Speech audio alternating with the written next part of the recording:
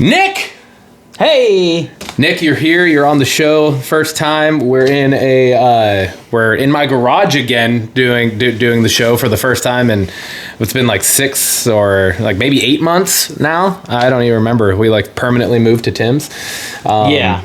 But yeah, and so we're set up in a different way. My old setup is now my home gym. I see that. Which has been very useful. Yeah, but, you got a whiteboard with a whole bunch of stuff on it. So yeah, you got a lot of different workouts. But yeah, Tim couldn't be here, so I thought, who the fuck better to have on the show than Mr. Nick Overton, the man, the myth, and the legend himself, who is the voice behind our entrance theme for the podcast. Yeah.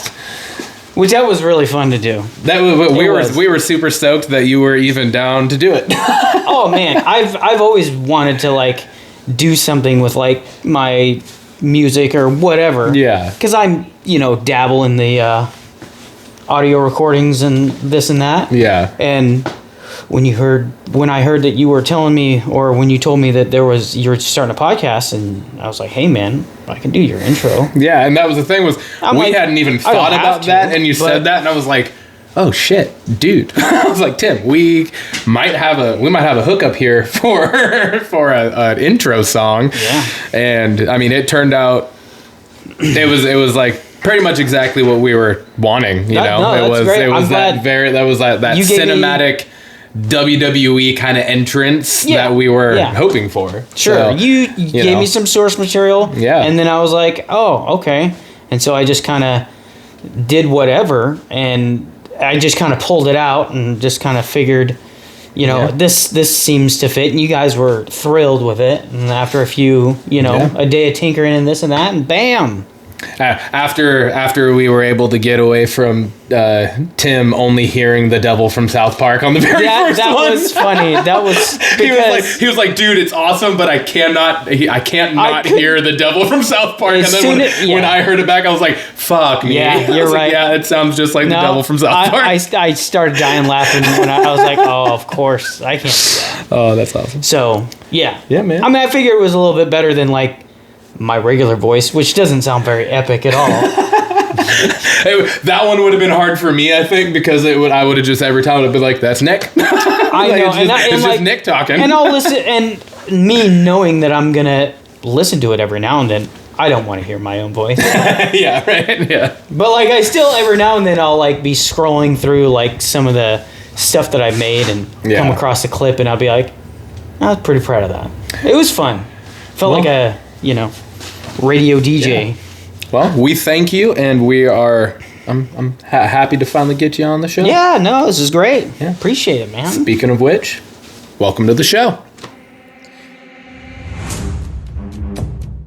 Bourbon. Belts. Blockbusters. You are listening to the Triple B Podcast.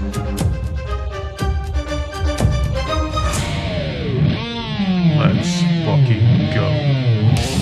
Nick, we're here.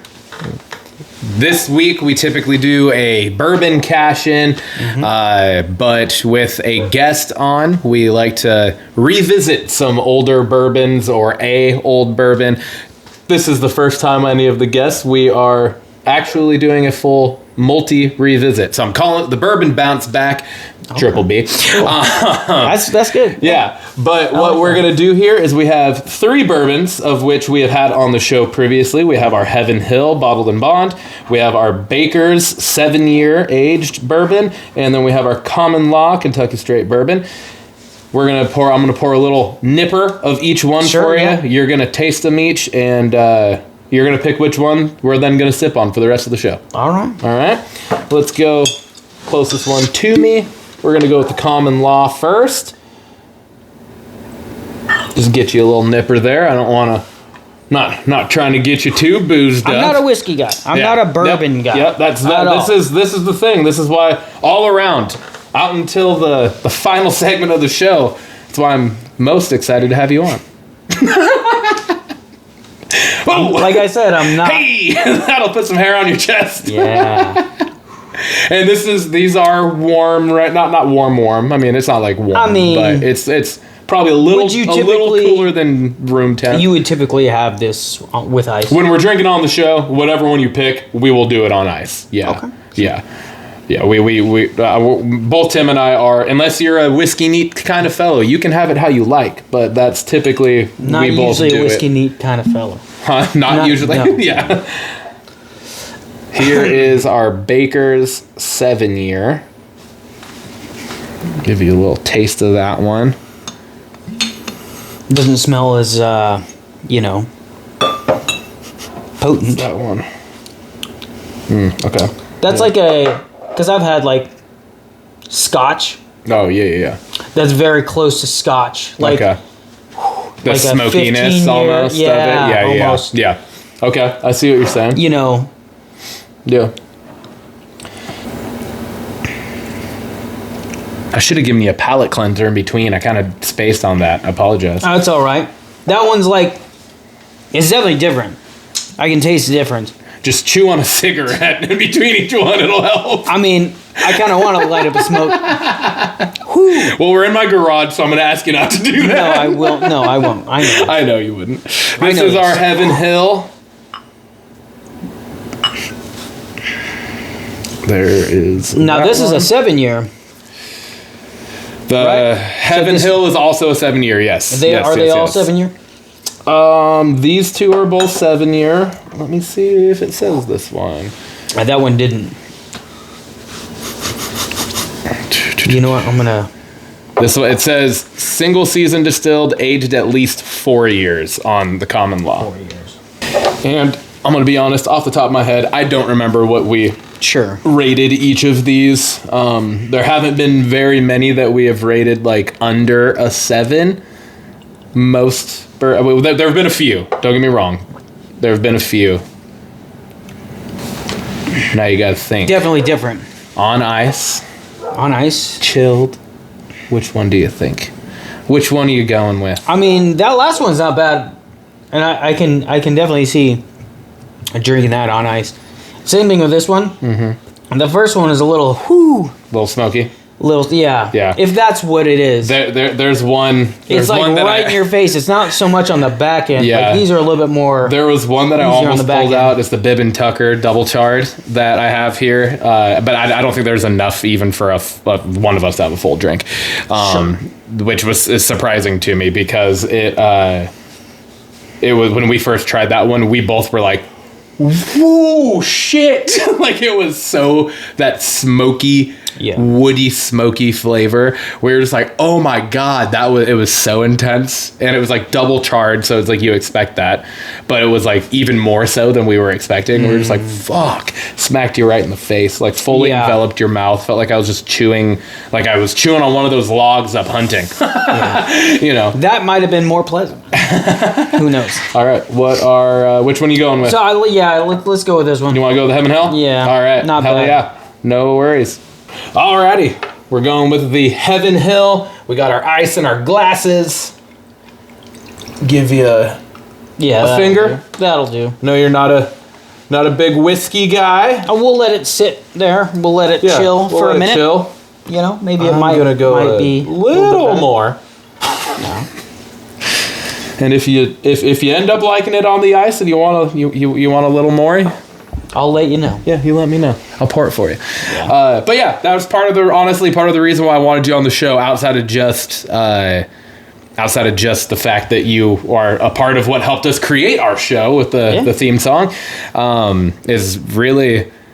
We haven't had anybody on. We've only had 2 guests, right? It's been Nathan and Justin, and they're both whiskey fans. They're both wrestling fans, and they're both movie buffs and nerds, if you will. Sure. And not that you're not when it comes to movies. I know you're a movie guy. You like movies and shows as well. I mean, but the first 2 segments of the show are not your forte, if you will. Sure. And so I actually thought it'll be an interesting episode conversations to be able to have an outside perspective on some of the stuff. Yeah. So yeah, that was what I was thinking. So moving into, and also, I don't know where you're at with any of the the old Seahawks either. Do you watch? Oh man, no, I haven't been. I saw this, but yeah. Yeah, no, that's fine. Yeah, that's why I want to put it on. No, I haven't watched. I've maybe watched a couple games this season, but yeah, for the most part, unless I'm like hanging out with somebody or out whatever. Yeah. I'm sure over Thanksgiving football will be on whatever. Yeah, for sure. The holiday gatherings and stuff. But yeah, I like football. I can't stick with it, Yeah. So, like when we were doing fantasy, like you're tuned into the whole league, so you're paying attention to everything. Oh, I know, dude. And it was fun, but then after a handful of years, it's just trying to keep up. I'm just like, I'm not really. I can take it or leave it, kind of thing. Yeah, yeah, for sure. And it's funny that you say that and talk about fantasy because, like, when we were doing fantasy, I was in our fantasy league. I was in one with my coworkers. I was in one with my college buddies. Yeah. I think I was in one with Adam at one point. So I was in like 3 or 4 different leagues a year. You get burnt out. So I'm doing that. I was coaching football and trying to just like keep up with the Seahawks. Yeah. And I was just like, fuck me, man, this is way too much. So it's like I dropped fantasy a few years ago now. I haven't played fantasy football in 5 years probably now. Yeah, since we all did. Yeah, and so like I stopped with fantasy, just completely cut all that off. And then I got out of football. I got out of coaching 4 years now, I think. Me and Lindsay have been married 3 years this December. So it'll be this was the 3rd season then since I stepped down. Cuz I stepped down right after our honeymoon. And I've been able to, over the last few years, just like fall back in love with just watching the Seahawks football. Like, sure. It's great to watch, dude. And it was legit to the point where I was like, I was trying to track everything on fantasy. I'm coaching football. I'm watching so much film. I'm then like coaching games on Friday nights and doing coaches meetings on Sundays and everything. Then it's like I would find myself watching the Seahawks games and just like fuck me kind of thing. And now I'm just like, this is the only thing in my life that is football is watching the Seahawks. The Hawks. And primetime games, every now and then. Like I'll throw the ending of a game on or something, but it's like I don't even watch. I'm not sitting down and just watching football on the weekends anymore either. No. Like I literally watch Seahawks for the 3 hours they're on, and that's all I have, and that's it. And it's absolutely fucking wonderful. Right. So do a little, because we do a Hawk Talk update every week. So real quick. Last Sunday, unfortunate, loss to the Rams, 21-19, division rival, probably our number 1 division rival right now. It was a big game. We were both 7-2 going into it, and our offense, Sam Darnold threw 4 interceptions, unfortunately, and some of which I would argue were not his fault, but regardless, 4 turnovers are not a way to win a game. But the fact that our defense is so fucking good that even with 4 turnovers, we had the opportunity and we kicked a potential game-winning field goal at the end of the game. It was just 61 yards, and we missed it. So it was like, considering everything, that's pretty fucking awesome. Like, that's pretty solid that even with 4 turnovers like that, and 3 of which were inside, like, our own 25-yard line is where they got the ball back. They only scored, I think, they scored off of only 2 of the 4 turnovers. And they scored 14. They scored 2 touchdowns in the first quarter, and our defense didn't give up another one until we threw a pick inside the 25-yard line again in like the 4th quarter. So it was like our offense shut down the number 1 offense, or our defense shut down like the number 1 offense in the league, or one of the top 5 offenses in the league. So it was promising even in a loss. We play Tennessee tomorrow, who's 1-9, and it should be an absolute, we should bend them over type of thing. Should. So hopefully they come to fruition and we're able to do that.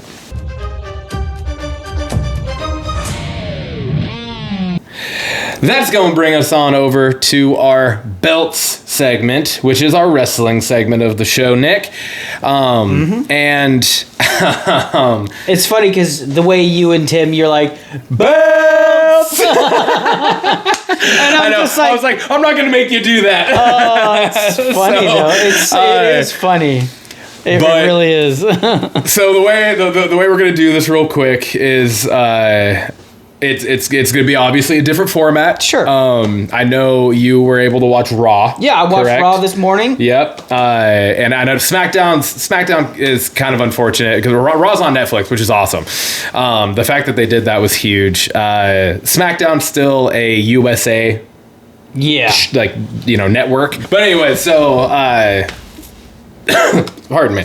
The way I had planned for us to do this is I'm going to give kind of just a quick overview roughly of some of like the couple biggest main points really of each of the shows. Mm-hmm. And then I really just kind of want to ask you some questions about what your like I said, again, kind of outsider take and perspective, like just about wrestling and stuff on the show was because, like I said, you watch Raw, which I personally, all in all, I think was the better show of the two this week, anyways. Sure, I mean, to be honest, a pretty epic show too. Yeah, like it was. Well, and that's even pretty cooler legendary for you to be saying that, having no background really with it. I mean, you don't know any of the storyline. I get it. Yeah, you get it. I'm not really a fan, but I get it. But like the current storylines that are happening right now in the feuds. What happened was probably pretty epic. I could tell. Yes, like there is some stuff happening. The conclusion of Raw was pretty fucking wild. Yeah. So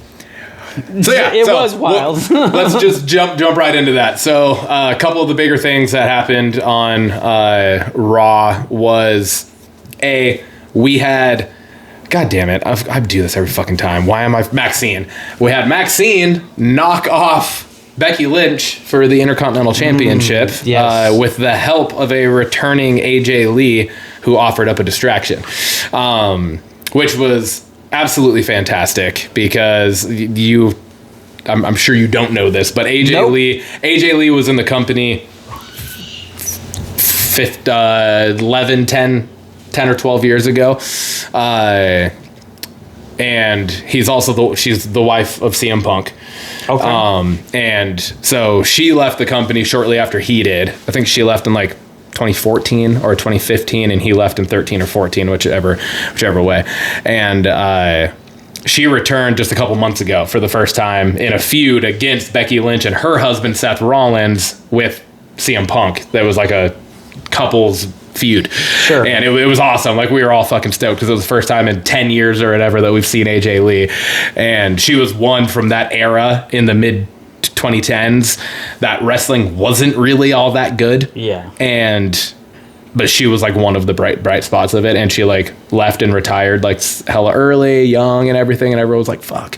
And so her returning was huge, and then she had been off camera now for the last like couple months. Mm-hmm. And so to see her return, and then not only return but help Maxine knock off who Maxine is a character who has been kind of just like a sidekick for some tag teams, like the manager of a tag team, and hasn't really been all that great in the ring. But you can tell that she's been working a lot. She's been in this feud with Becky, and Becky's phenomenal. And she has improved so much that we're all kind of like we're like, fuck yeah, Becky, let's go. And so it was cool. It was a really cool thing for us to be able to see that. Right. One of the other things that happened is Gunther, a returning Gunther also, in the Last Time Is Now tournament to face John Cena for his final match ever. Will take place on, I think it's December 13th at Saturday Night's Main Event, will be John Cena's final match ever. Ever? Yeah, ever. Like he came back for the year of 2025 on a retirement tour. Like, he has announced he's retiring at the end of this year. He will not wrestle again after this. He doesn't want to be one of those guys that says I'm retiring and then comes back for 71 more matches. Which is one of the reasons why I'm like, yeah, this is a pretty epic episode. Yeah. Like, this is a crazy show. Like, what unfolded just in the first, 20 minutes, 15 minutes, the first match, whatever. It was pretty crazy. You know? Yeah, for sure. And So yeah, we get Gunther coming back. He's been off screen for a little while after he lost the World Heavyweight Championship at like SummerSlam or something. It's been a few months. Get him coming back and facing Javon Evans, he's in the it's called NXT. It's WWE NXT. It's like their development. It's not developmental. I guess it is technically a developmental brand, is how you would probably say that. But anyways, newer wrestlers that's like a good It's literally it is their developmental brand. So it's like you like start in their actual developmental stuff, and then they move up to NXT. Yeah. And then once they've done certain things on NXT, then they'll get called up to the main roster, which is Raw or SmackDown. And Javon Evans, holy shit, man. It's pretty entertaining to watch. That dude is so fucking good in the ring, and it's crazy, and especially against he was a dude to watch. That is like the stature and just kind of the ring presence of Gunther. Because Gunther is... Yeah. He's not Gunther so acrobatic, but he has like that brooding... He is like your old school, like back in like the 1970s style wrestler. Like George the Animal Steele, kind of Nikolai Volkov kind of wrestler. He's that technical wrestler. He's going to do more of the ground and pound submission style stuff. A lot of counters. Of just... and dead stopping stuff, you know?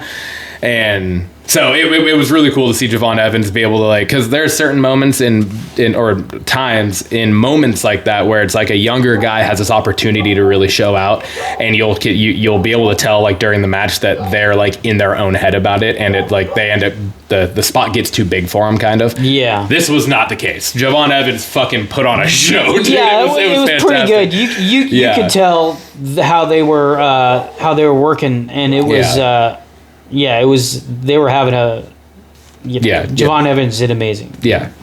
Killer match. And I would put it up there with me and Tim talked last week about a promo that happened where we were like, it was really impressive because it was Dominic Mysterio, which is Rey Mysterio's son. Right. Dominic Mysterio coming out. Yeah, Dirty Dom coming out and interrupting John Cena. Yeah. And he put on calling him out. So this happened again on this week, but the previous week was Dom came out as the Intercontinental Champion, and he interrupted him and just like was talking shit and like gave a promo. And me and Tim had been talking about how we're like, dude, how many people have gone toe to toe with John Cena on the mic? And now John Cena wasn't doing something like he wasn't burying Dom on the mic 2 Raws ago, but he was still like, a lot of guys will come out and be on the mic against John Cena, and again, it'll be like that moment is too big for you kind of thing, and they'll stumble. It is pretty big. It's happened to Roman Reigns. It's pretty big. It's happened to countless people, and for Dom to come out as like the first time he's ever really been in the ring against like with Cena in that kind of moment, what unfolded was pretty epic. Yeah, and he just fucking like stood toe to toe with him, and I was in my mind watching the Javon Evans and Gunther match. I was like, that was like the match equivalent of that promo, because I was he easily could have like folded or just been making a bunch of mistakes because of he's just like hyped and he's against Gunther and all this, and it didn't happen. But Gunther ends up winning the match, moving on in the tournament, which I wish it would have been Javon Evans just for the sake of the fact that it's like, push this fucking dude, and Gunther doesn't need the push to retire John Cena. But anyway, so that was that. But going back to what you were just alluding to, the opening of Dom once again coming back out against John Cena. Yeah. And them setting up the rematch for the Intercontinental Championship this coming Saturday, a week from today, at Survivor Series War Games was fucking awesome. And once again, Dom, in another moment that very simply, he could have stumbled, he could have fumbled stuff. He fucking did. He did great. He held his own. Yeah. And me and Tim have both said, and Justin a couple weeks ago, they were talking about it too. He is the future of this fucking company, is Dom, and it's crazy. And it was one of my answers from one of the questions that we had on last week was when we get to the point where we're able to have current talent on our podcast, who would we want? And my answer was Dirty Dom. Really? Because he has such a unique perspective of the business. Okay. Because he was actually he's the only character I can think of that we have seen in a storyline as a child. Okay. He was in a storyline back in like 2004, 2004 with Eddie Guerrero and Rey Mysterio. Mm-hmm. It was like a custody battle thing where Eddie was claiming that he was Dom's dad. And then Dirty Dom 2 weeks ago brought that up, and Ray, or no, maybe it was last week, 2 weeks ago. Yeah, it was 2 weeks ago, because Ray confronted Eddie, or Dominic, and brought up Eddie, and Dom responded to Ray, his actual dad, and said, "You keep my father's name out of your mouth," talking about Eddie Guerrero, bringing up a storyline from fucking 22 years ago when Dom was like 8. Like, it was crazy, and it was awesome. And so it's just like the fact that we've seen him come from that to the beginning of his actual wrestling career, which was not necessarily great. He wasn't that good in the ring. So I've never heard now of him. What he's doing. I'll be honest with you, I never heard of him as a wrestler. Yeah. You know, and I didn't Google anything as I was watching. Mm-hmm. So possibly put 2 and 2 together that he was Rey Mysterio's kid. Yeah. I mean, or at least related, was very, you know, I could, you know, put the puzzle pieces together. Yeah, for sure. But which made it interesting, because me not really knowing that and just kind of watching it, you know, Dom comes out and calls John Cena out. And then what happens after that? They ended up with... the Dom's crew. Yeah, the Judgment Day. Finn Balor and JD McDonough came out. Those guys they started beating down John Cena. Yeah. And then you get Sheamus. Yeah, Sheamus comes out, yeah. Rey Mysterio come out. I was like, whoa. And it was so fucking awesome. And the stuff that happened throughout that match, too, was really fucking cool. Because you got... Sheamus always does... It's called the 10 beats of Bagram or something like that. Right, and, it's where they like string them up over the ropes, and then they do the chest beat chops. On their chest. And it was awesome because all three of them did it. All three of them did it to all three of them at the same time. And then John Cena has the 5-knuckle shuffle. Yeah. You know, where they did the triple on that. And they did the triple on that. And then they did the And then they did the just kind of the finale part where it was the 619 into the brogue kick into the double 619 into a brogue kick and an FU or an attitude adjustment. Sure. And wild. it was a really cool and like unexpected. Like I was not expecting Sheamus, because before this match, last week's Raw, Sheamus won a match in the tournament to face John Cena to retire him. And so I was just like, oh my gosh, this is awesome. So it was just cool to see like 3 older dudes in the business against these 3 younger dudes in the business. And I don't know, it was like a Avengers Assemble type moment, right? Like, it was cool. Yeah, it was pretty crazy. Yeah, even from that, I was like, wow, that was a great match. Yeah. Not even expecting that the you know, right off the gate it's gonna go like this. And so my expectations were a little high, coming into the rest of it. Yeah, and watching that. The other cool thing with that too, that segment, was the fact that was John Cena's final time on Raw. Yeah, that on was Monday his Night last Raw. That was the basic. I thought it was really cool that, because it would have been so easy to just put him back in another singles match and have him win another singles match in his final Raw. Right? It would have totally like made sense. Nobody would have batted an eye at that. But for it to end up being his final match on Raw is a 6-man tag match with Sheamus and Ray. Yeah, I mean, it was insane. It was really cool. It was really cool. Got to go out with this huge thing. Speaking of Avengers Assemble type moments, the conclusion of Monday Night Raw was pretty fucking epic. That was pretty epic. You get the 2 shows, so for you to just kind of give you a little backstory as to what this all was. Right. I can tell. Survivor Series War Games is it's a pretty crazy match. So it's a 5-on-5 match, and the match itself, it's 2 rings side by side, and both surrounded by 1 big cage. Okay. Right? And it's like, as you can imagine, it's all like hardcore, no DQ stuff. Like weapons always get brought into it, all sorts of shit. But the way it works is it starts 1v1, and the other 4 people from each team are at the top of the entrance ramp in like a cell, like a cage type thing. Yeah. And they get let out one at a time, alternating. So it's like the team that gets the upper hand with the initial come out ends up 2-on-1 against the guy that's in the ring. The match doesn't officially start until all 5 people from each team are in the ring. So what? So the whole beginning part is just them beating the shit out of each other and trying to get an advantage. And then when that final guy comes out and gets in the ring, which now keep in mind, he's the most fresh, but his team for the last couple minutes has been down 5-on-4. Yeah. Right? So now that last guy comes out, once they're in, the bell rings, and now it's just whatever team can pick up a pinfall or maybe submission. I can't remember, but it's definitely a pinfall first wins.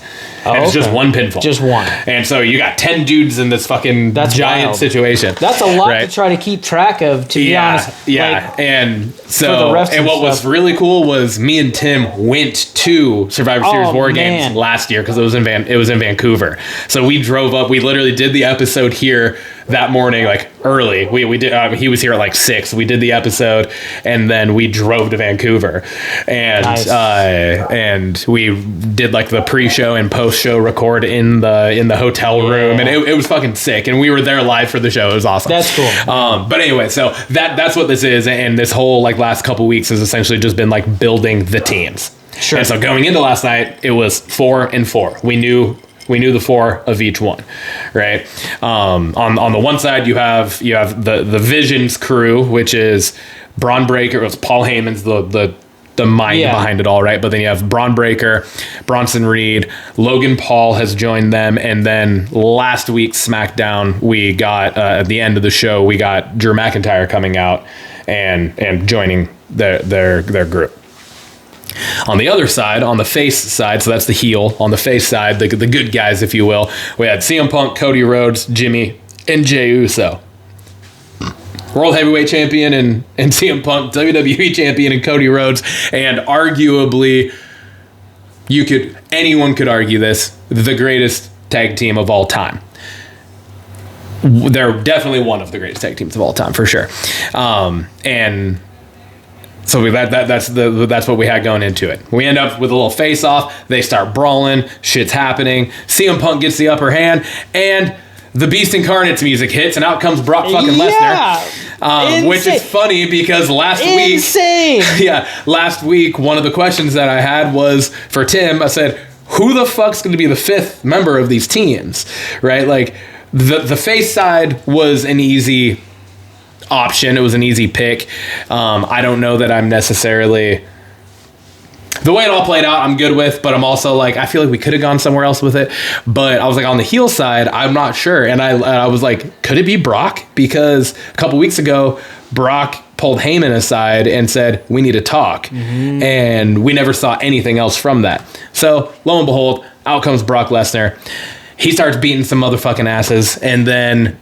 Everybody's ass. Yeah, literally everybody's ass. And then here comes the tribal chief. Roman Reigns' music hits, and he comes out, and it was fucking epic. It was an epic showdown to end the show. And I love the way they'll do it on Raw now, because it's like they'll hit a certain time mark. Mm-hmm. And the credits will roll, but because it's on Netflix, it doesn't cut like live TV would. No. Right? Like, if that was on SmackDown, we would have had to catch part of that online and been like, what the fuck happened after it get cut? Yeah. Because it's TV time and it has to be so strict. On Netflix, the credits roll, but then more shit keeps happening. They just keep it on. I saw the credits roll. I was like... I know, and that's I'm just gonna keep watching. I literally had in my mind too. I was like, I hope when the credits started rolling that Nick didn't just say, "All right, it's over," and turn it off. I hope you watched it all the way through until it went black. So the reason why I watched it this morning is because I don't watch wrestling, and so and I'm not going to keep track of any of this stuff, and so I wanted to keep it fresh in my brain this morning so we could chat about it. Yeah. So, having it pre-recorded. And when you could just watch any time after it debuts is great. And I never like sporting events and stuff like that on like a streaming service. I've never really, I don't even watch old football, previous week football, games or nothing like that. But But yeah, so. Yeah, and the nice thing too about, because I usually don't watch it, like I'll start it when it's on the nights, but it's like you end up either finishing it throughout the week or something, and then I'll finish it throughout the week. And the nice thing is it like almost fully cuts out the commercial breaks. It does. So it makes it actually a much faster watch if you wait than watching it while it's on, because you can watch it quicker. I mean, that makes sense because it was only like less than 2 hours. Yeah, but the actual show when you were watching it was probably 2.5. Yeah, right. Right, because of the commercial breaks and all the stuff they have to do. So that was Raw. That was pretty much some of the main takeaways from Raw. I'm honestly totally spacing on who the other person was that Solo beat a returning Dolph Ziggler, which I thought was fucking dumb, but Solo Sikoa has no business being in that, but whatever, it is what it is. Real quick, I'm just gonna kind of zip through some of the main things because I know you didn't watch SmackDown, so nothing necessarily for us to talk about, but just some of the things that happen. We get the Vision starting the show. Jimmy and Jay interrupt them. They're doing the numbers game. There's 3 of us, there's only 2 of you, and Cody Rhodes music hit, but then nobody came out, and then the camera cuts to the back, and you see Drew McIntyre come out of Cody Rhodes' bus, and Cody Rhodes is all bloody and beat down, and so that's kind of where we're left with that. We're like, what the fuck? And then in my mind, I'm like, are they now gonna run some fucking angle where Cody's not gonna be able to wrestle and war games and all this? Well, we move along throughout the night. We get 2 more of the final 2 matches of the first round of the tournament to face Cena was Penta and Finn Balor, and Penta got the win. So Penta ended up moving on in the tournament there. And then we had Carmelo Hayes against Bronson Reed from the Vision. And that is what led to some pretty eventful things. The Braun Breaker and Logan Paul came out, started getting, and this was a fucking awesome match too. Carmelo Hayes is fantastic, and Bronson Reed is magnificent for the fucking size of that dude. I don't know, he's the shorter, bigger Samoan dude from that group that ended Raw. Right, right. Yeah, he's like the shorter guy. But he's fucking, what they call him? What was his nickname? The Aussie. Wasn't it like some tribal thief or something? Yeah. The tribal thief. Yeah, the tribal thief. Yep. I remember. They call him the tribal thief because he had a whole angle with Roman Reigns, who's the tribal chief, and he kept, every time they'd get the upper hand on him and beat him down, he would take his shoes.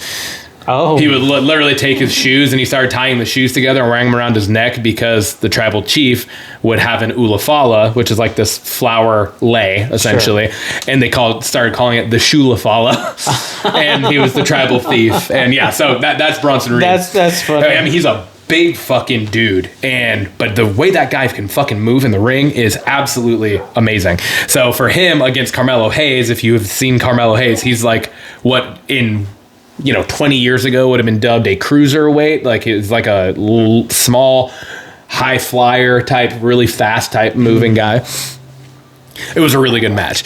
But the Vision comes out, starts helping Bronson Reed get the upper hand. Then the Usos come out, cause some havoc. Paul Heyman is distracting the ref, trying to let Bronson Reed do something dirty to get the upper hand, and out comes Cody Rhodes back from the dead and ends up giving Carmelo Hayes the win. And then at the end, so Carmelo Hayes moves on in the tournament to face Cena, which I absolutely love. I'd love to see Carmelo Hayes win the whole fucking thing. But then we got a really fiery promo from Cody Rhodes, which in recent weeks, I want to say this because in recent weeks, I have not given him his flowers on this because a lot of his promos have been just him furiously yelling into the microphone. And it's just kind of like, all right, dude, you got to pick your moments to do that. It's just been that's all he's been doing. This one made fucking sense because he got beat down earlier in the night, but then he came back and it was whatever. And he pretty much told Paul Heyman that he has represented everybody on his team. Like Paul Heyman has essentially represented every individual that is on their War Games team. And he said, and you know what? I've beaten every single one of them. And he said, so all that tells me is you keep bringing them up and I keep knocking them down. And it was just like, fuck yeah. So it was pretty cool, a pretty cool promo to kind of lead into this next week, which is the go home week 2 Survivor Series War Games. So that was solid. And then the show ended with what was probably the biggest reveal of the night, which was the finalizing of the women's War Game match, and the which you saw a little bit of stuff take place on Raw. It was, you had Rhea Ripley and Io Sky, Alexa Bliss and Charlotte Flair all out in the ring, and Charlotte Flair ended up saying that she can't trust Rhea Ripley and walked away. Right. Yeah, I remember. Yeah. So that's the one of the women's War Games matches. And later on the show, those 3 got attacked backstage by the 4 other women, which is Nia Jax, Lash Legend, the Kabuki Warriors, which is Asuka and Kairi Sane, and that's the heel side of the other women's team. So again, as of Raw, it was 4-4 as well. We get to SmackDown, and the faces come out, and well, actually, I guess that was that was 2 weeks ago on Raw that happened. Sorry, I'm getting my Raws confused. This week, what you saw was them getting beat down in the ring, and Charlotte Flair came back out and started beating the shit out of the chick with a kendo stick. Yes.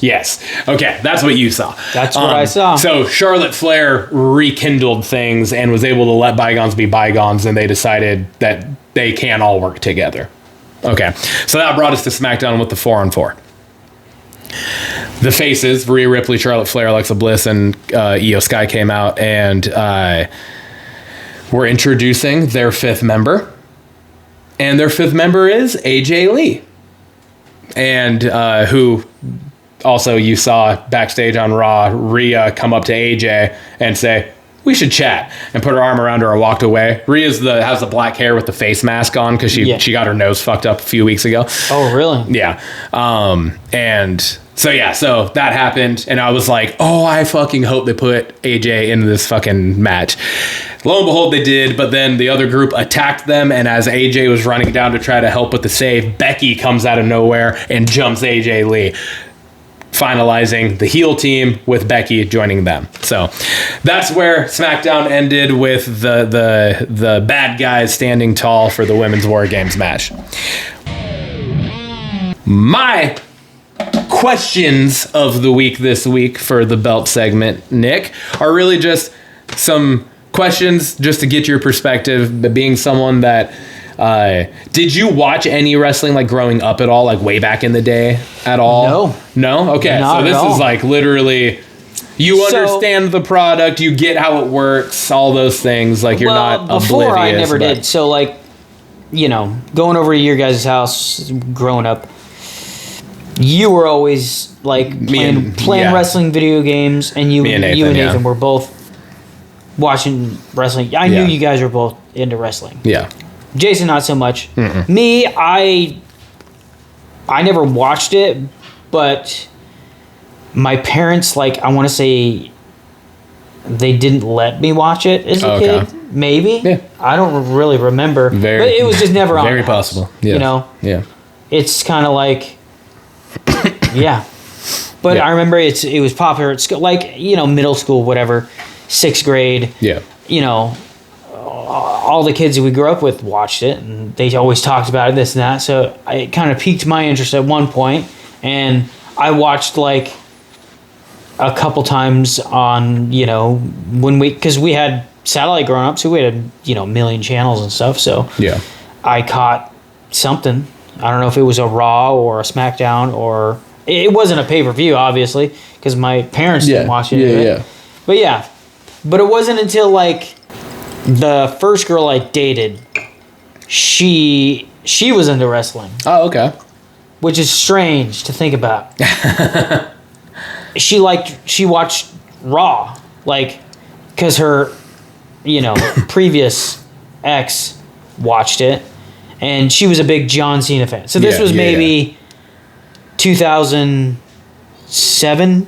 Yeah. 2008? Yeah, that would have been huge. That would have been like right around the time where Cena was starting to take over the main, like over as the guy in the company. Yeah. So, and I'm just like, I'm like, you like this stuff? And I'm like, wrestling's fake, right? Yeah. In the sense of, it's not like, it's not a boxing match or a UFC match where it's like... It's not like high school wrestling. Yeah, no. It's not like a sporting event. It's a show. Where it's undetermined, right? Yeah. It's all predetermined stuff, the outcomes. There's people play characters. There's this... But, the athleticism and the showmanship. And to be honest, watching Raw, this last Raw... I would have loved to go to that show and just watch it. Dude. That would have been so sick. That was our fall last year, dude. It was so dope because they did a full Pacific Northwest tour essentially, to where like September of last year they were up here for SmackDown. So like I think I'm trying to think of if SmackDown was when all 6 of us went. Nathan and Tally, Tim and Haley, and me and Lindsay all went. And that was awesome. And then we drove up to fucking Vancouver for War Games. And then the following Monday, so that was a Saturday, we drove up Saturday morning, drove back Sunday. And then Monday after work, we drove up to fucking Angel of the Winds Arena in Everett to watch Raw. And it was fucking awesome. And there was another show we had gone to in that time frame too, or within those few months. It was dope. And so like they are awesome live. It's so much fun, and like you hear all the chants and stuff from the crowd. Quite the theatric show, and that's what they're there for. Exactly. You see John Cena up there in the beginning when he was just he's like, he loves it sitting in the ring. And dude. The fans. Just taking it in. Well, and it's bittersweet for him too, because these are like, it was bittersweet. It was Raw. You can tell, yeah. It's this coming Saturday, and then it's 3 weeks from today. Yeah. Those are the last 3. So he only has, he's here 2 more times. So he's taking it all in, and you can tell that, and it's fucking awesome. Like, well, and me previously watching him however many years ago that was, almost 20 years ago, or almost 20 years ago. Almost 20 years ago, yeah. And I'm just like, oh, okay, this is, so when I was watching it then, I only watched for maybe 6 months, but, it was a pretty common thing. Rey Mysterio was he was one of my favorite ones.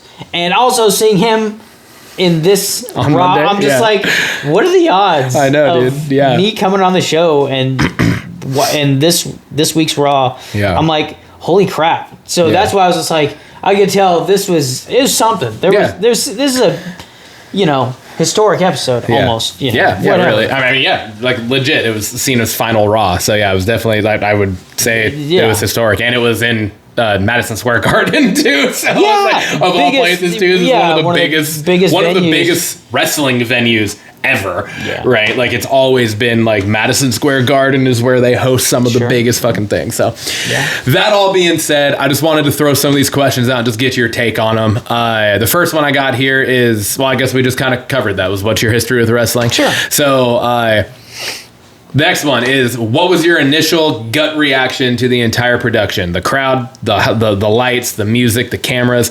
Did it feel more like a sporting event? And you already kind of alluded to this to a point. A concert or a movie, TV show? I mean, what was your takeaway? So I've been to at least one MMA event. Obviously that was like, because it's close ring. Yeah. There's a bunch of people. But it ain't crazy, a bunch of lights and the music and stuff. It's not like a wrestling match, because MMA is a little bit more official and whatever. There's a lot more rules and judges and eyes watching and that kind of thing. But with WWE, it's a production, it's a show. It's like it's made to be epic and awesome and badass, and you want to draw the people in. So that's why the characters are so crazy, and it's pretty cool. I mean, it's one of those things that I would like, going to the event would probably just heighten it even better. Absolutely. Rather than just like, just the event as a whole, not necessarily if you're a regular wrestling fan, of course, watching it all the time is going to be, that's what you want. But going to the event, even if you're not a wrestling fan, would be pretty pretty cool. Yeah. You know? Yeah. Oh, for sure. And it's funny that you bring that up because you know who Tom Segura and Bert Kreischer are, right? Yeah, Two Bears, One Cave, their podcast. So I used to listen to, I don't listen to it. I listen to Two Bears still. I used to listen to Your Mom's House podcast, which is Tom Segura and his wife, right? I watch Your Mom's House, yeah. I definitely watch Your Mom's House. And this is years ago now. This was like my first year teaching. So it was like 8 years ago. It was when I was living in Ording still at Adams. And I'd be driving up and that's what I would listen to on my way to and from work. And so many times Tom Segura like straight up was just talking mad shit about professional wrestling and all this stuff. And it was just funny because like I'm a wrestling fan, but I also get that outside perspective of just like, it's fucking stupid. Like, why the fuck, right?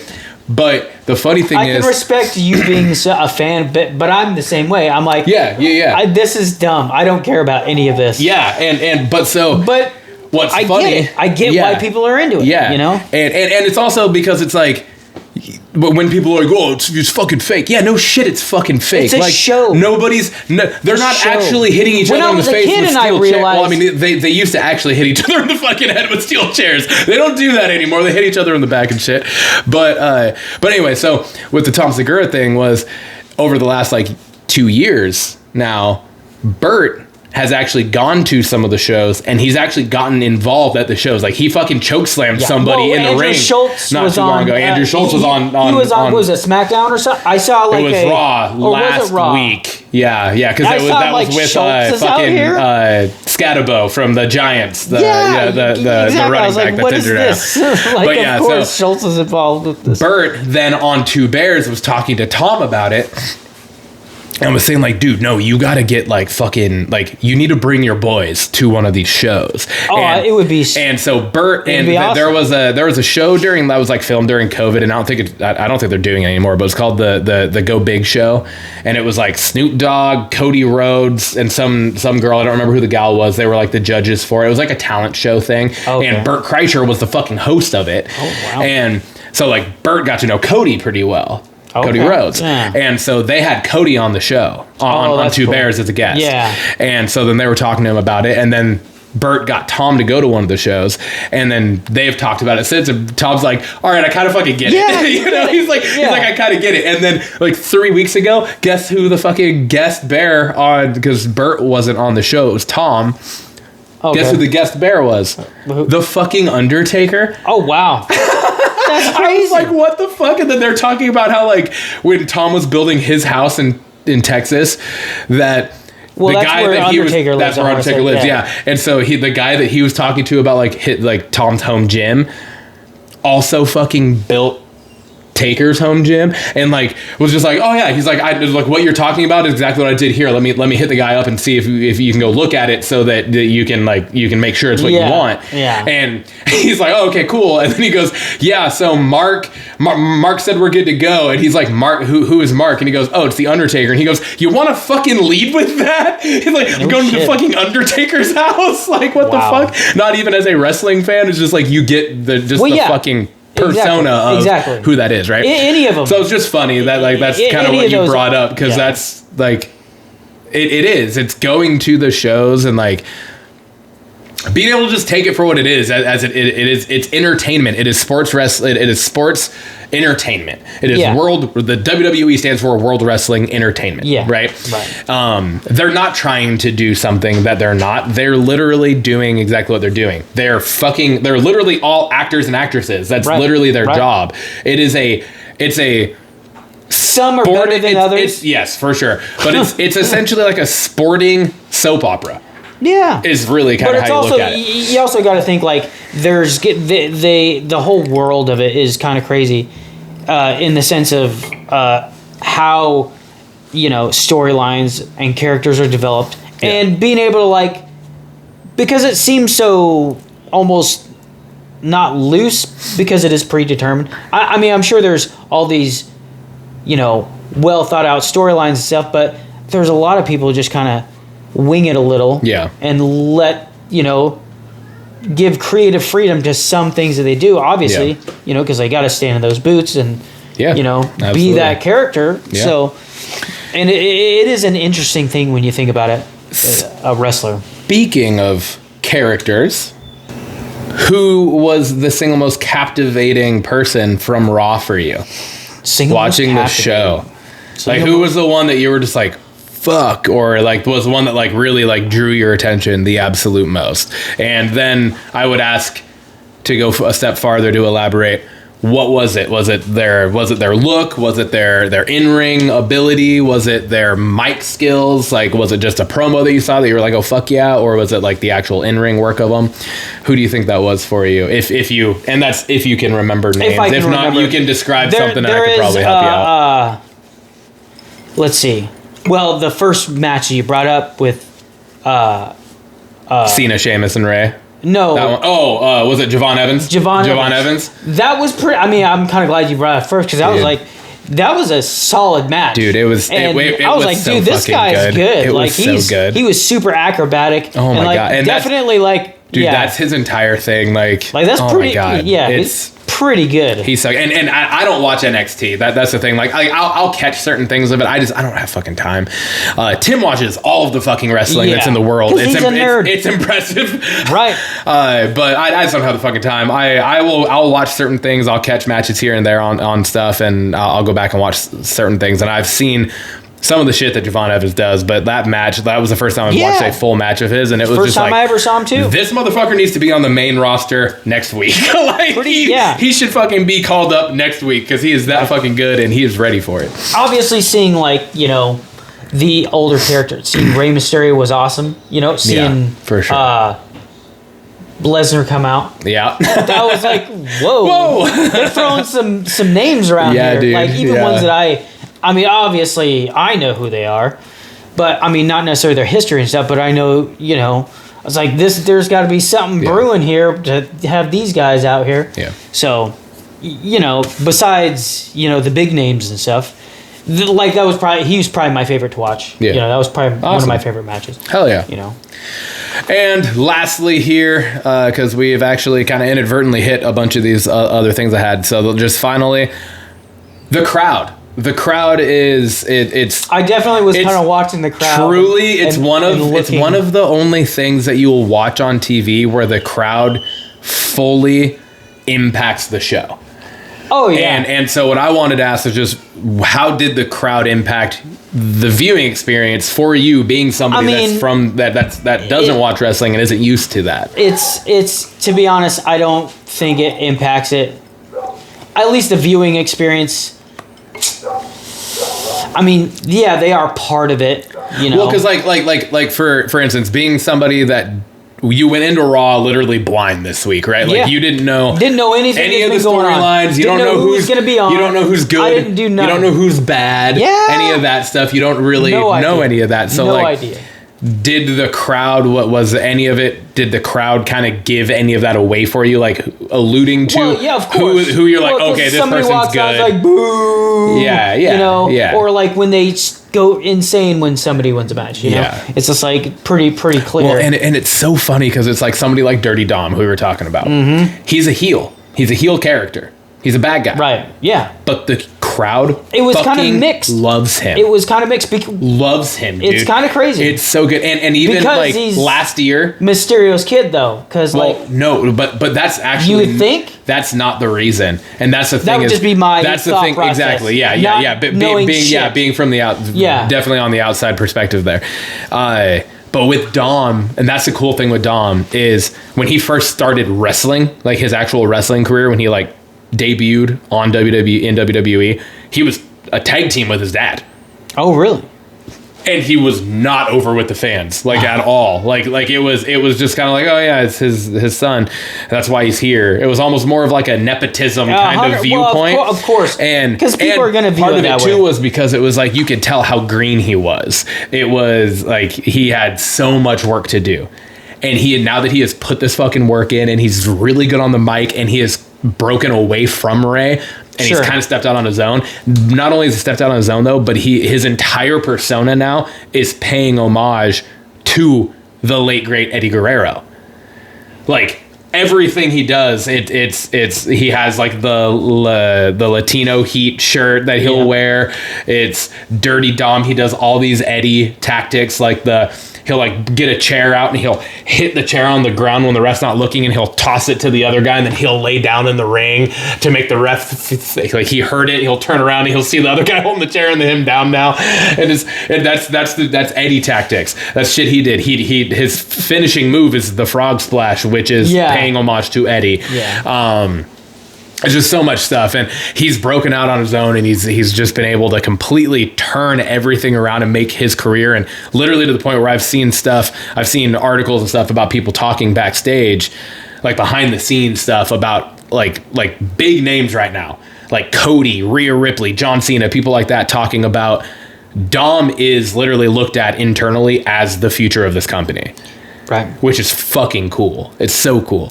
So, yeah. That's going to bring us on over to the Blockbusters. I still did it. It's all right. Got focus features. All right, so for our focus features this week, we got a couple things. First thing up is Hunger Games: Sunrise on the Reaping. The synopsis for this is set 24 years before the events of the first film. The Hunger Games: Sunrise on the Reaping follows a young Haymitch Abernathy, a District 12 tribute who competes in the 50th Hunger Games. Haymitch will one day go on to mentor Katniss Everdeen as she prepares for the 74th Hunger Games. So the character of Haymitch was played by Woody Harrelson in the original movies. The cast of this is Joseph Zada, McKenna Grace, Jesse Plemons, Maya Hawke, Elle Fanning, Glenn Close, and Ralph Fiennes. The release date will be November 20th of next year, so they actually put the trailer out on the day 1 year before it comes out, and it will be out in the theaters. Did you ever watch any of the Hunger Games movies or anything like that? I did. It was when they first came out. Mm-hmm. You know, I never like watched them again, but I thought they were all right. Okay, you know, they were pretty good. What'd you think of this trailer? I didn't watch this trailer. Oh, you did? Fair enough. This is the one trailer that like I do remember seeing it, but I was like, did I even watch this? Fair enough. So no, you're good. No worries. So essentially, what it is, it's obviously it's set up as it's a prequel to the original series, but it's set up as from what I gathered from it, it was like for the 50th it was like double the tributes or something like that for the 50th Hunger Games. So I think it's like twice the amount of what there usually is, type of thing. Probably because there was more people alive then. Maybe, yeah, something like that. Because it is post-apocalyptic, and but it looks fucking epic. It looks crazy, and I mean, just some of the some of the people that are in this, like Glenn Close is in this, Ralph Fiennes is in this. Ralph Fiennes plays President Snow, who was Donald Sutherland in the original one. He was like the guy that runs. Is it Pan Am or whatever the main place? Okay. So yeah. Anyways, and then Glenn Close plays what looks to be a similar kind of character as Elizabeth Banks' character. Yes. Who did the "May the odds be ever in your favor" in the original? Glenn Close plays totally a character that looks similar like that because she's all like done up, and she's the one that's like talking to the crowd of people and stuff. So I don't know. It looks really good. I'm stoked for it. I loved these. I loved these movies. I thought they were awesome. There was only 2 of them that previous came out, right? 3 of them, maybe. I think technically 4. 4. Because it was I didn't watch the 4th. Hunger Games, Catching Fire, and then it was Hunger Games Mockingjay Part 1 and 2. Oh, okay. So yeah, I watched. So yeah, I'm pretty sure I watched. Yeah, and then there was.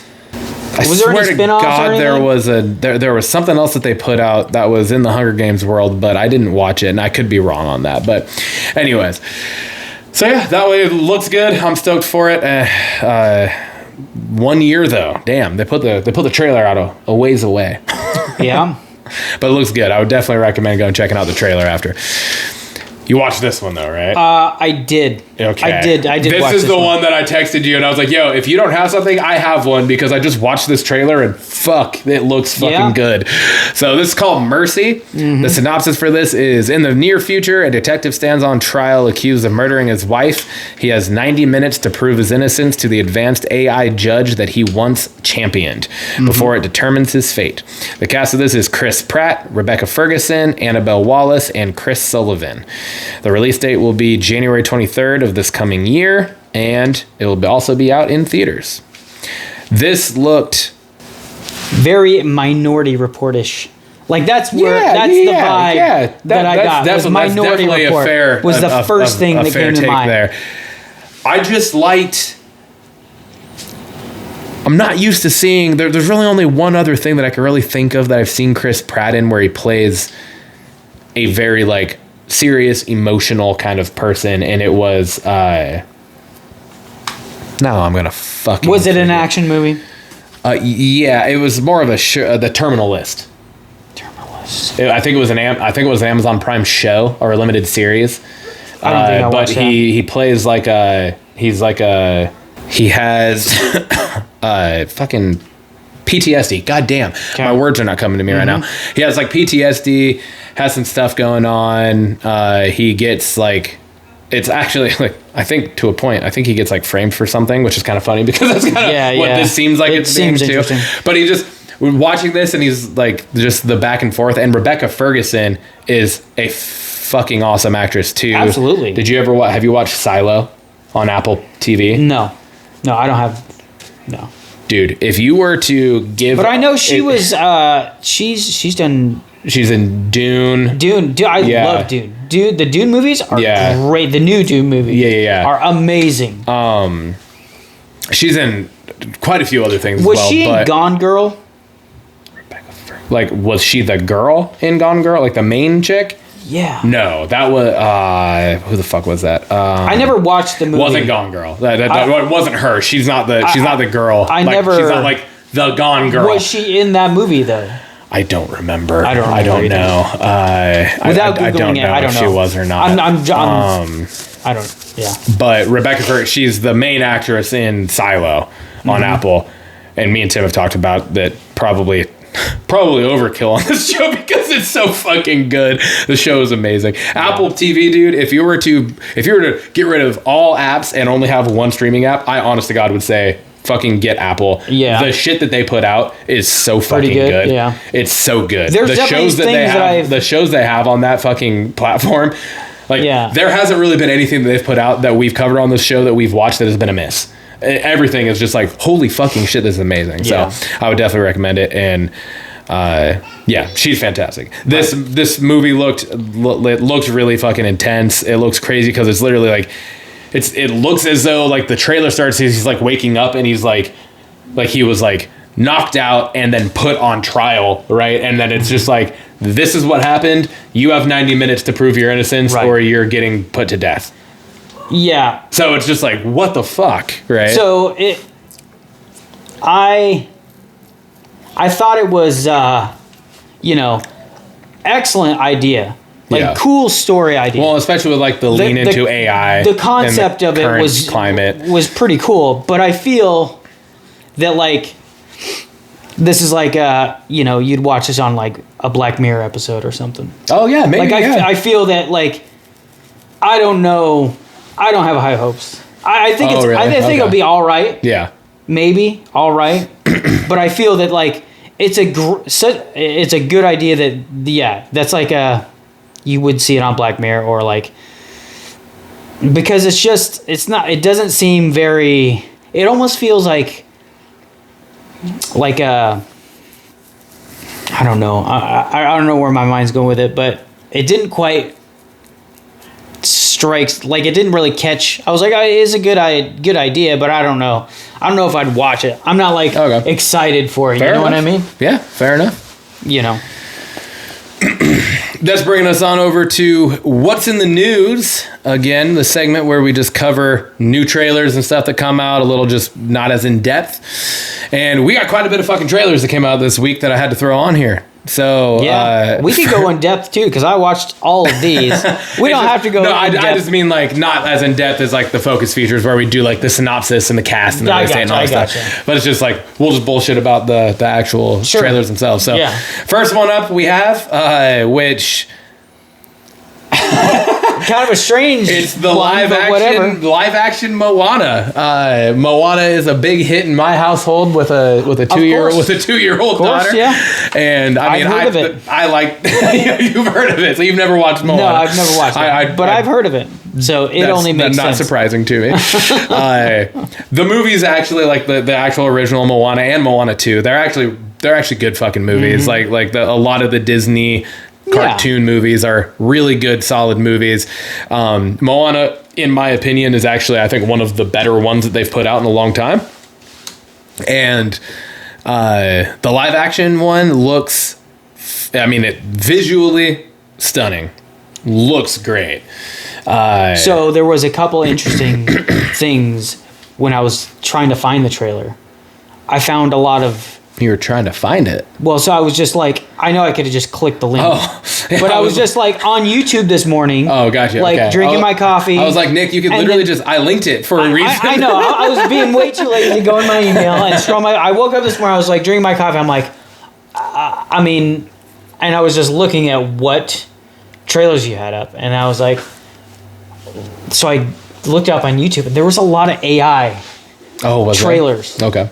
And you could tell it's like Dwayne Johnson, and it's like, this is AI. What's going on here? Yeah. And then eventually it kind of took me a few just to kind of thumb through and find like the actual minute and a half long trailer. Yeah. That's the nice thing about like anything that I put on is from a specific website that I've been using for fucking 20 years now. That it's like if it's on there, it's real. That's kind of the thing where I'm like, it's a trusted resource for me. Well, I feel the reason why those AI videos exist, and especially like trailers, like spoof trailers, you're like, what is this? They're all like fan made ones that are like, this is what we're hoping for. But kind of thing. The trailer didn't really like allude to anything. As far as and that's the thing too. Is a new story or something like that. Because it's not going to be probably a new story. It's going to be a live action remake of the cartoon. Yeah. So, and that's kind of what I liked about this trailer was the fact that it didn't show The Rock as Maui because, he is. Yeah, of course. And so they just showed the character of Maui jumping off the rock from behind, and that was all it was. And I was like, I actually fucking really like that because that's going to be a big reveal of the Rock actually in person as that character. Sure. And so I was like, that's going to be a big reveal. So I like that they left that off of the teaser trailer for the movie. Yeah. Next up, we have Wake Up Dead Man, a Knives Out mystery. Have you watched any of those? I watched the first Knives Out. Okay. And I liked it. I really liked Daniel Craig as this southern detective guy. Uh-huh. And it was like such a good it's a Clue type mystery thing. Yeah, it's a Clue murder mystery thing. It looked great. It looked funny. Yeah. I'd watch it for sure. And I just love the cast that they keep drawing into these things too. Like there's so many fucking people in this cast that it looks... Again, it looks really good. I'm trying to remember what the last one was. It was something Onion. I only watched the first one. I didn't watch that one. Was really good too. That one had, I think, was that the one that did it have Batista in it and Kate, not Kate Hudson. Was it Kate Hudson? Yeah, Kate Hudson was in it, and there are obviously bunch of other people too, but this one it looks funny, it looks intriguing again. These movies, they just keep making these movies. Look like the whole Knives Out franchise. It's fun. It's fun. It's always, it keeps you on your feet kind of thing. Mila Kunis is in this. Fucking Brolin, Josh Brolin's in it. The guy that played Sandman in the third Spider-Man movie. Is it Hayden Thomas Church? Hayden... I don't remember his name. Yeah, there's something like that. He's in it. There's a bunch of people in this. So, looks good. We Bury the Dead. It's a new trailer. Me and Tim have talked about this show on here before. That's the Daisy Ridley the zombie one. like interesting because zombies are whatever, but this is kind of a different little take on it, to where it's like it's a sickness, and they're and it's like that has obviously been done before as well, but this is just like a different way the way it's filmed, it doesn't seem so campy. It looks interesting. I mean, it's obviously like because they showed what the zombies look like, or the dead, infected people, the infected, or whatever, the cause of their death, reanimating, and it looked a little cheesy, but I mean, I feel it's just a trailer. They're probably gonna make it look better eventually, but like, if it's one of those, they do more like showing things like the entity or whatever it is, the danger, like slightly out of focus. It would make it better to just kind of perceive that. It just brings the horror out of it. I see what you're saying. For sure. And I feel it was kind of just the way it was. The some of the shots were with the trailer. It could definitely go that route. Yeah, for sure.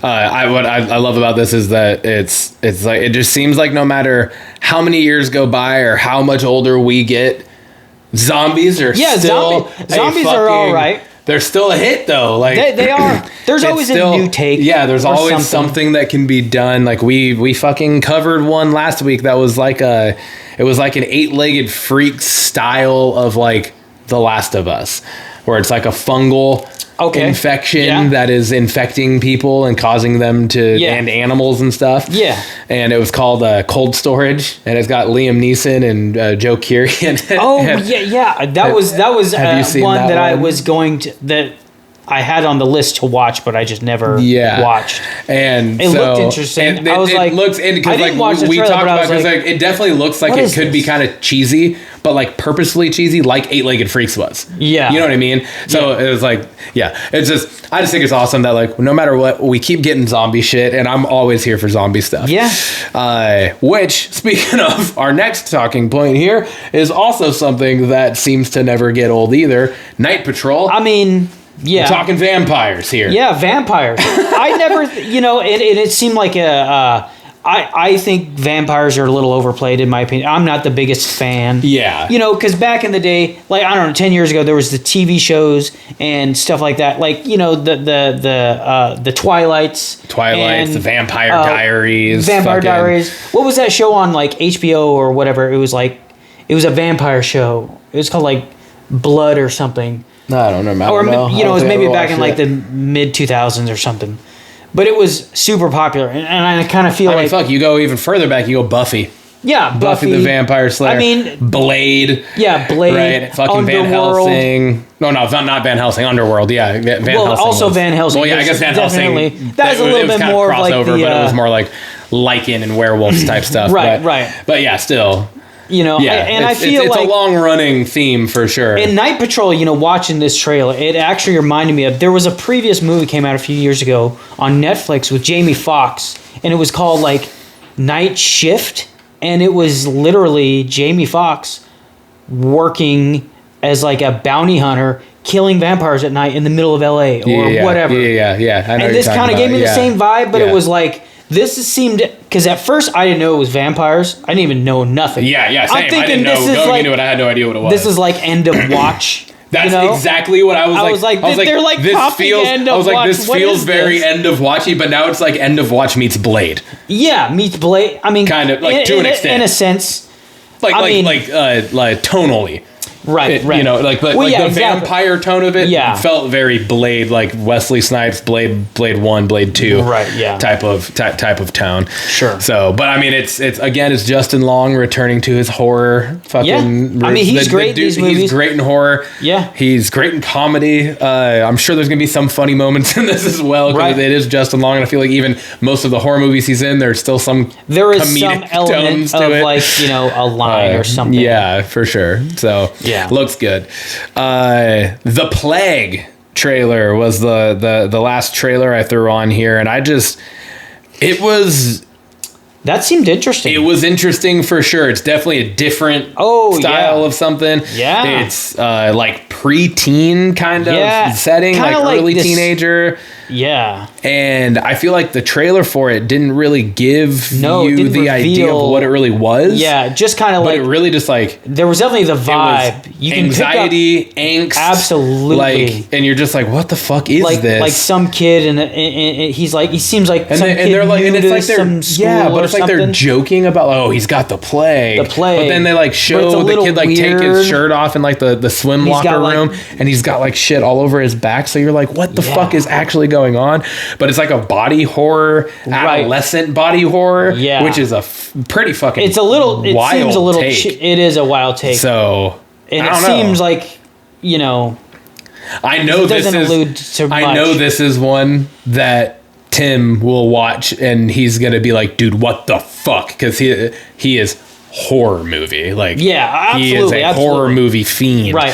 So, I mean, it looks interesting. Yeah, like I might give it a watch and be like, just from, you know, because I don't really watch a whole lot of movies too much anymore. Every now and then, if I catch something or like, you know, something's been on the radar, I'll, you know, find it and watch it or buy it or whatever. But yeah, this one I definitely might check out. Yeah, for sure. I will definitely end up watching this. Yeah. And finally, just a little bit of news here that will hopefully come to fruition because I love both these movies.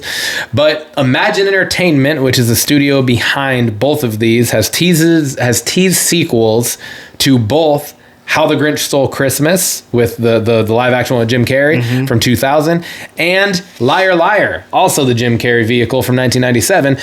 I read that and I was like, fuck yes, because those are both two of my favorite Jim Carrey movies. So Liar Liar, goddamn, Liar Liar probably is my favorite Jim Carrey movie, and How the Grinch Stole Christmas is my favorite Christmas movie and will forever always be my favorite Christmas movie. So I have also seen stuff from Jim Carrey talking about how he would be open to reprising the role in a sequel for The Grinch as long as he could do mocap.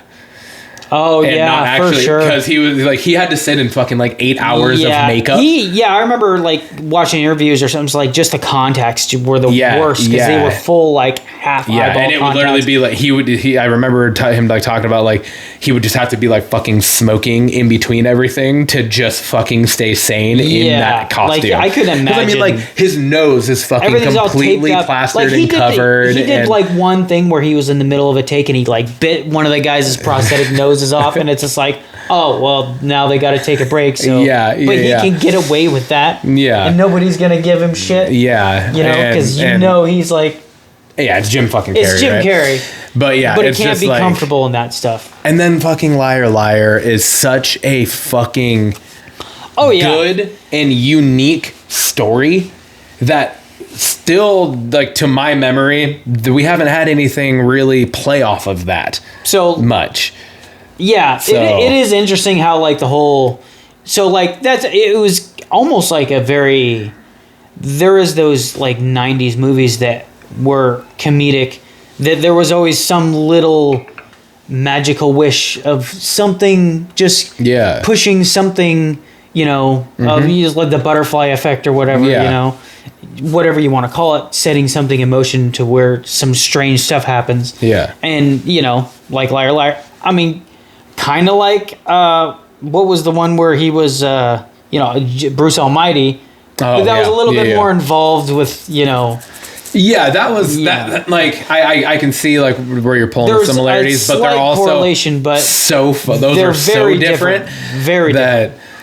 I would absolutely love to see the story of Liar Liar, but in today's setting, with him as, you know, in his 60s now, something happened, whatever it is, like now like okay, so for instance, I don't know if you ever watched Freaky Friday, or the Freakier Friday is coming, I think it's now out, or it's coming out this month on streaming, but I haven't watched the second one yet. But the original, where it's the body swap with Lindsay Lohan and Jamie Lee Curtis, mother and daughter, and then now the new one is like them again as mother and daughter, but now they swap bodies with Lindsay Lohan's daughter and her friend. Oh, okay. Like teenage friend, right? Yeah. I would love to see a kind of play with that, where it's like Jim Carrey and his son, now grown up, both end up in a situation where the grandchild makes a wish where it ends up where both of them are interacting within it. Oh, okay. You know what I mean? Sure. It would just be cool. I mean, you can say that about a lot of things. Yeah, for depending. Sure. I mean, as far as like the '90s Jim Carrey, you can say that about The Mask. Oh, and yeah. I think they tried to do something with that. Well, they did a sequel to it. That was with. that was with Jamie Kennedy. Yeah, right? Jamie Kennedy, and I don't think Jim Carrey was involved or anything like that. No, he wasn't at all, and it wasn't good. But that's still that's that kind of like that '90s. But they did the same thing with fucking Dumb and Dumber too. They did Dumb and Dumber, which was fucking awful also. But then they ended up actually doing the Dumb and Dumber 2 with Jeff Daniels. So I mean, I wouldn't I wouldn't be opposed to seeing a Liar Liar 2. Yeah, absolutely. Of some interesting storyline or how it kind of comes back full circle a little bit, kind of like how Freaky Friday is, Yeah. So yeah. Alrighty, that's bringing us over to the Blockbusters questions of the week this week. I got a couple here for you. Again, just as the guest on the show, just wanted to ask you a couple things about your stuff when it comes to Blockbusters, movies, and shows. So first off, what is your all-time favorite movie, Nick? Can you pick one? No. How do I answer that? I know. It's always ridiculous. The hardest question. I have kids at school ask me that all the time, and I'm just like, fuck, man, that's hard. But I always, my fallback is, not fallback, that's not a good way to say it. My answer is almost always Patch Adams with Robin Williams. Yeah. It's the one, but I mean, depending on the mood I'm in, depending on what I want to watch, depending on the genre. There's so many good movies out there. If you were to pick a favorite genre, what would you pick? Favorite genre is probably like sci-fi. Okay, I'm a big sci-fi guy. Now, if you had to pick a movie within now you're trying to narrow it down. Okay, what would you say one of your favorites? One of my favorites? I mean, The Matrix. Oh yeah. I mean, yeah. And the fact you bring up The Matrix, very interesting, because The Matrix is one that they like turned into a franchise that they easily could have just ended with the first movie and no one would have batted an eye. Yeah, they didn't really need to drag it out. It's one of those where it was like the first movie in and of itself was a masterpiece. Absolute fucking masterpiece.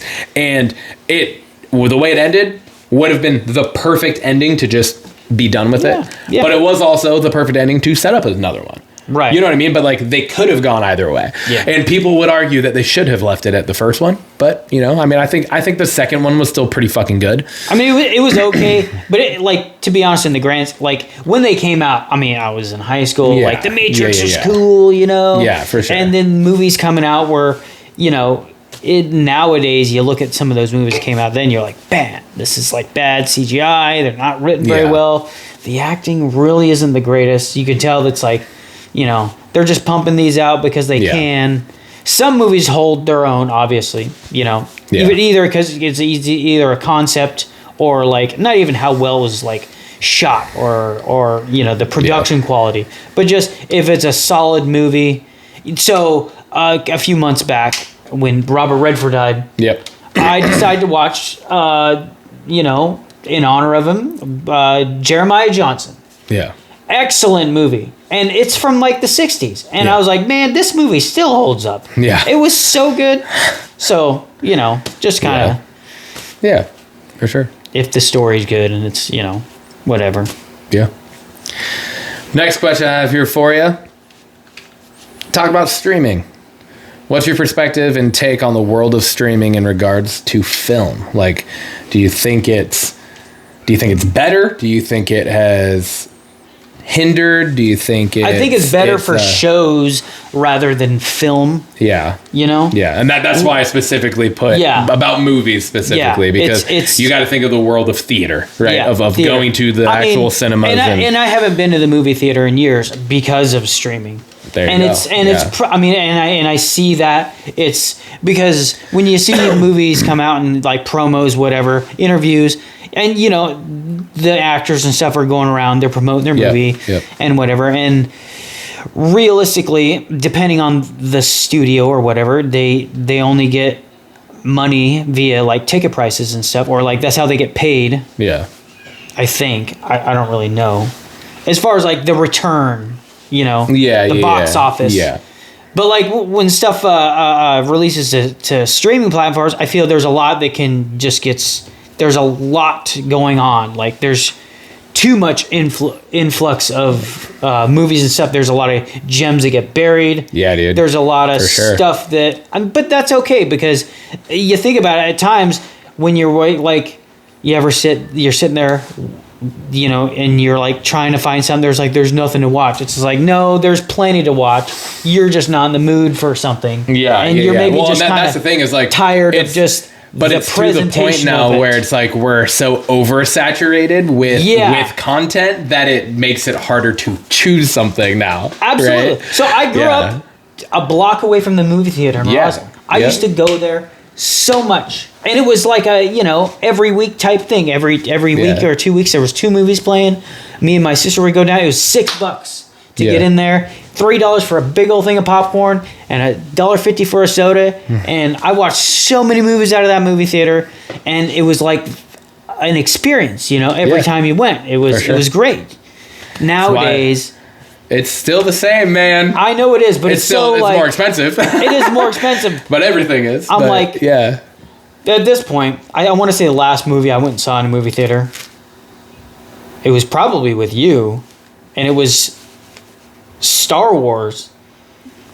It was when the Star Wars would have been Super Troopers 2. No, it would have been Super Troopers 2. That's right. You're right. It would have been that because that came out after the Star Wars movie. We went out to we went out to where was that? I think it was like Federal Way or something. Federal Way. Yeah. But there was nobody in that movie theater. Yeah, there wasn't. It was not a hit. Well, Super Troopers 2 though. Wasn't a hit. That's kind of a niche. Right. Audience, I liked the movie. It was me funny. too. I thought it was great. Hilarious. You know, our warm up for it probably helped with that a little bit though too. Yeah, absolutely. But finally, here to wrap up the show, is there a show, specifically a show that you have been watching at all that you would recommend to people? A show. Yeah. I mean, currently, so I watch a lot of Amazon Prime. You know, if anything, I watch stuff on Amazon Prime just because, you know, I use Amazon. It's convenient. I'm already paying for it, so I might as well just watch the shows. I've been watching, and it's still, you know, I don't know how many seasons are out because it seems like it takes forever. But Invincible, it's an animated show. Oh on Amazon Prime, and it's based on a comic book, and it's a real comic book. Yeah, and it's not so unhinged as like The Boys. Yeah, but it's just as it can be. Yeah, as unhinged and it's like a darker take violent. On superheroes. Oh kinda, man, like a lot darker take. Yeah. But like you watch it. And you're like, the first episode, if like I just recommend to anybody, just watch the season 1, episode 1, and watch it all the way to the end.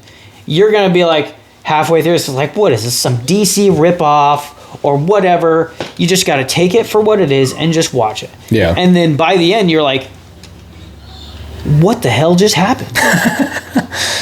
And then that's when you watch. Episode that's when 2. you get hooked. And then, okay. I think there's like 4 seasons out right now. They're working on like they only go like half seasons at a time. It seems like when they release it out. But yeah, it's been one of my most anticipated. Obviously, like Fallout is another great one. Oh yeah, I mean we watched fantastic. That, and that was kind of like I'm so weird excited whim for the second season. That me and Nathan were chatting about it one day, and I'm like, dude, you guys watch Fallout?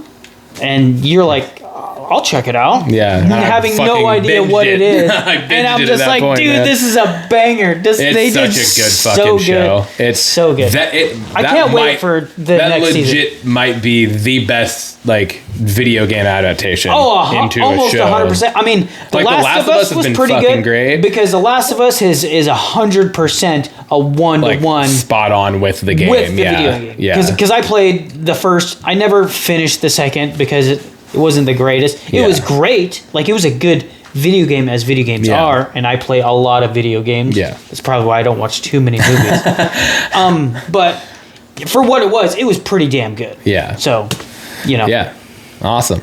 Mine's just real on the nose here because it's something that me and Tim just talked about last week, but Pluribus on Apple Plus. Okay. It's fucking phenomenal. It's from the makers of Breaking Bad. and it's like this shit. And it's all. Did you ever watch? Is it the same universe type thing? No. Did you watch Better Call Saul? Part of it, but yeah. The actress, not all of it. I forget who. I don't know. I didn't watch it, so I don't know what the name of the character was in it. But Rhea Seehorn is the actress. She's the blonde chick. I think she was like Saul's like girlfriend, lawyer girlfriend, maybe. Yeah. In it, if that's what I've heard from coworkers that talk about this as well.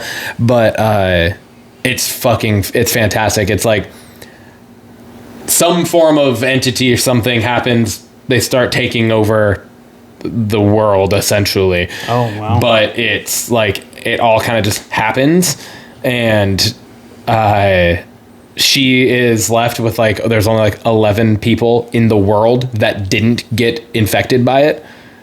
But it's like a hive mind thing. So pluribus is it's actually like the unofficial United States motto. Yeah, because it's like e pluribus unum. Yeah, and it's on the dollar bill. It's right? Like it's and Latin it's literally like something. one for all or something like that. And so it takes it kind of takes that, and it's like a play on that because it's like the hive mind thing. And so it's literally like everybody on the earth now thinks exactly the same, and like they all can just talk to each other from everywhere. Right. And now it's her and there's 11 other people from around the fucking world that are left that didn't get it, and like the things are talking to her like through her TV. Like there's somebody like a news anchor is on TV, and it's literally just like through the TV talking directly to her. Right. And like saying like pretty much telling her like, oh yeah, we're trying to figure out how we can get you to join us. And she's just like, what the fuck is going on? Like, it's fucking wild. It's a really good fucking show. That is an interesting concept because it's really cool. Like obviously that idea has kind of been, if you've ever watched Rick and Morty, that idea has come out in a very comedic sense, but like, the fourth wall breaking, the TV talking back at you because, in a comedic sense, So, but in how you're talking, the context and the show, Pluribus.